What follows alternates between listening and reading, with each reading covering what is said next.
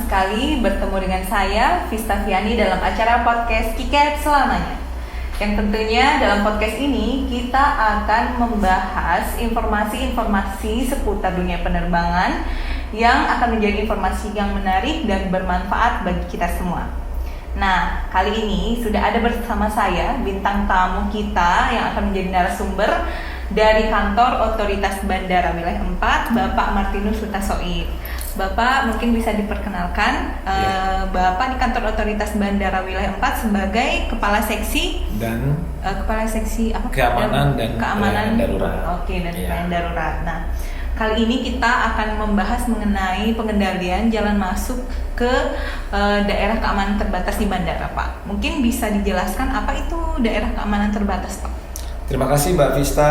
Selamat pagi teman-teman KIKEP di sana ya. Perkenalkan, nama saya Martinus P. Hutasoid sebagai Kepala Seksi Keamanan dan Pelayanan Darurat di kantor Otoritas Bandar Udara Wilayah 4 Bali. Berbicara tentang keamanan penerbangan ataupun tadi disebutkan daerah tertentu ya, daerah keamanan terbatas itu adalah daerah-daerah tertentu yang memang dibatasi untuk masuk ke dalamnya ya.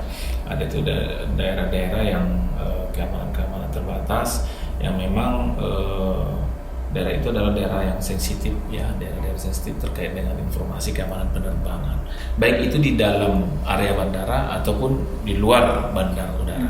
Jadi kalau daerah keamanan terbatas ini, restricted area ini sudah diatur di PM 33 tahun 2015. Gitu. Oke, jadi sudah ada regulasinya sendiri ya Pak ya untuk mengatur siapa saja yang boleh dan tidak boleh masuk ke bandara ke daerah ke ini. Daerah keamanan terbatas, daerah tertentu ya. Iya. Sudah Pak. ditetapkan. Baik, jadi mungkin bisa dijelaskan juga bagaimana kaitannya dengan bidang Bapaknya saat ini untuk mengendalikan jalur masuk ini, Pak. Nah, sudah jelas ya, namanya juga Kepala Seksi Keamanan dan Pelayanan Darurat. Artinya kita di bagian yang pengamanan lah ya, pengamanan. Jadi ada daerah-daerah sesuai dengan aturan di PM 33 ini, ada daerah-daerah yang memang tidak sembarangan masuk ya, harus ada access control ya. Misalnya daerah terminal, daerah pergudangan, kemudian juga ke daerah tower gitu ya, terus kemudian juga ke sisi udara, terus kemudian sensitive area ya kan, kemudian daerah-daerah yang memang yang apa namanya, yang tidak sembarangan orang bisa masuk lah ya, karena itu daerah-daerah yang ditetapkan itu nggak boleh memberikan informasi yang lebih jauh lagi dengan keamanan penerbangan. Mungkin ada tanda gitu Pak untuk masuk. Bagaimana Bapak bisa menentukan orang ini orang yang memang bisa masuk ke bandara? Mungkin ada izin untuk masuk ke bandaranya Pak? Oh iya, jelas. Artinya gini, daerah-daerah keamanan terbatas itu kan ada access control yang bisa kita lewati dengan misalnya dengan pas itu untuk karyawan ya, kemudian juga untuk kendaraan ada pas kendaraannya.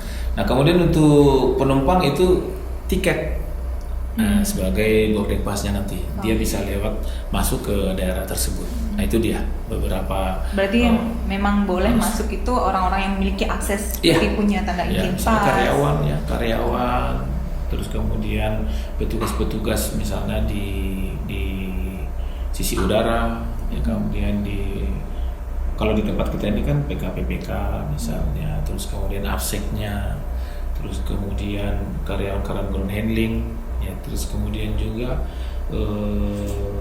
kayak catering service, ya, itu kita berikan baik untuk kendaraannya maupun untuk orangnya. Oke.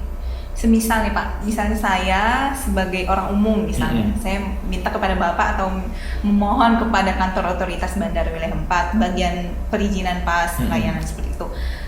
Saya ingin masuk ke bandara untuk misalnya menemani keluarga. Apa bisa saya memperoleh pas seperti itu Pak sebagai orang umum, bukan dari perusahaan, bukan dari karyawan? Tadi kan sudah diatur ya, jadi access control itu kan ada pas ya, ada pas orang. Jadi pas orang ini kan kalau kita memberikan ini kan nggak sembarangan. Misalnya kalau dia punya kontrak kerja dengan operator misalnya, operator kita kan di sini ada Angkasa Pura I kan. Nah kita lihat di sana nanti dia ada kontrak kerja nggak dengan Angkasa Pura I, misalnya dia punya kepentingan apa, misalnya oh ya dia ground handling ya bisa kita kasih, oh dia dari PKPPK oke kita kasih, oh dia dari APSEC oh kita kasih, oh dia dari tenan ya yang udah ada kerjasama kan di sana kan banyak tenan ya, restoran gitu ya, itu kita kasih karena memang di situ sudah ada MOU-nya kontrak kerjanya. Nah kalau tidak ada ya tidak kita kasih. Berarti orang umum yang tidak ada kontrak kerja, tidak ada kepentingan, berarti nggak boleh ya Pak? Nggak boleh. Ya.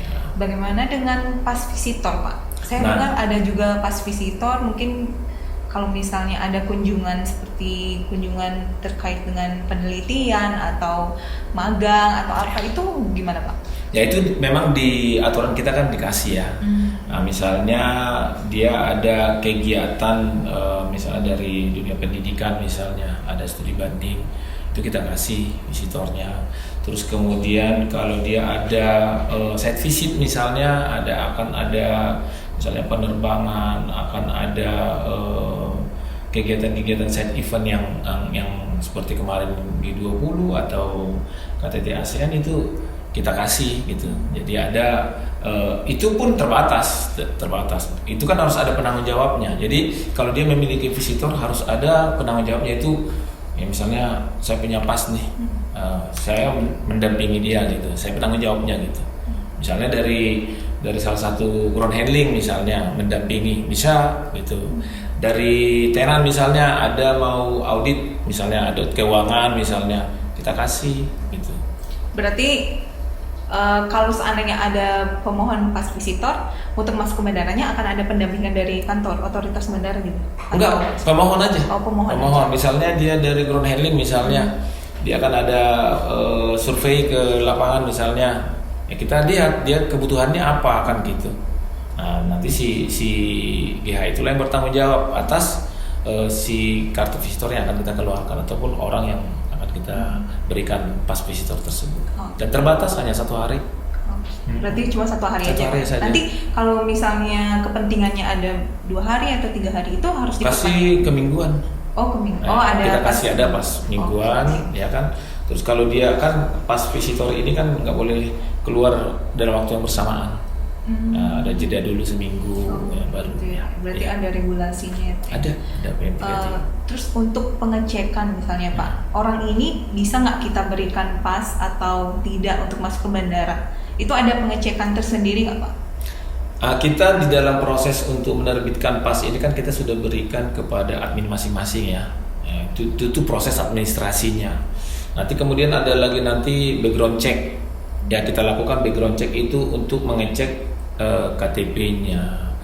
Terus kemudian dia terlibat nggak dengan satu organisasi misalnya, ormas-ormas terlarang misalnya. Kemudian dia punya latar belakang misalnya kelakuan baiknya seperti apa. Nah itu semua kita cek itu dari background check. Nanti misalnya dari SKCK kita akan periksa, ya kan ada background checknya. Kemudian KTP-nya sama nggak dengan dia, misalnya fotonya kita cocokkan kan gitu.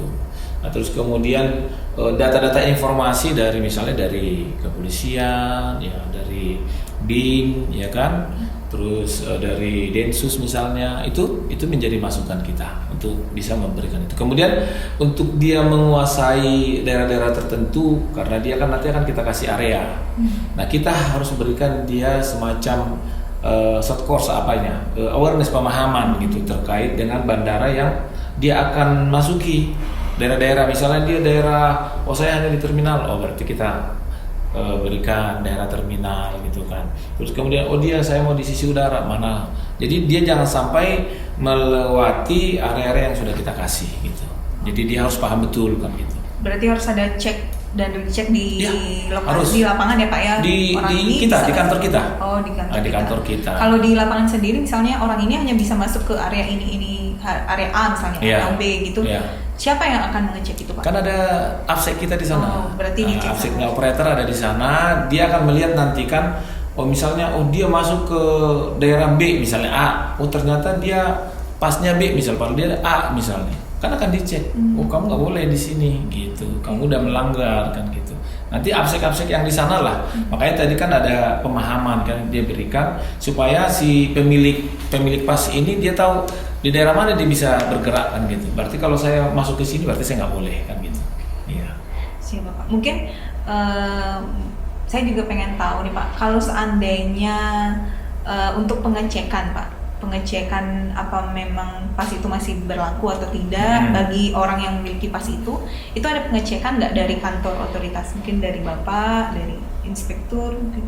Jadi kita kan ada sweeping ya, tapi sweeping ini kita lakukan tertutup ya, jadi kita melakukan sweeping atau sidak misalnya ya kan, terus kemudian juga kita melakukan inspeksi ya, jadi kita melihat dari sweeping tersebut kita lakukan apakah memang pasnya masih berlaku atau tidak, atau kita lihat di database kita kan punya database terkait dengan penerbitan pas. Oke. Baik, berarti untuk penerbitan pas itu sendiri ada kerjasama ya antara kantor otoritas, kepolisian, ya, dan pasti instansi-instansi tertentu agar terjamin ya Pak ya, kalau yang mendapatkan pas ini memang orang-orang yang benar-benar pantas, sehingga keamanan bandara akan tetap terjamin itu. Oke Pak, baik, terima kasih atas Sama-sama. informasinya Pak, sangat berguna untuk kita semua. Dan untuk penonton KIKEP, kalau seandainya ada beberapa isu terkait dunia penerbangan yang ingin dibahas dalam acara ini, mungkin bisa di-komen di kolom di bawah. Dan tentunya kita akan datang kembali dengan isu-isu menarik lainnya. Jadi keep watching ya, dan dukung kita dengan cara like, subscribe, and comment di bawah ini.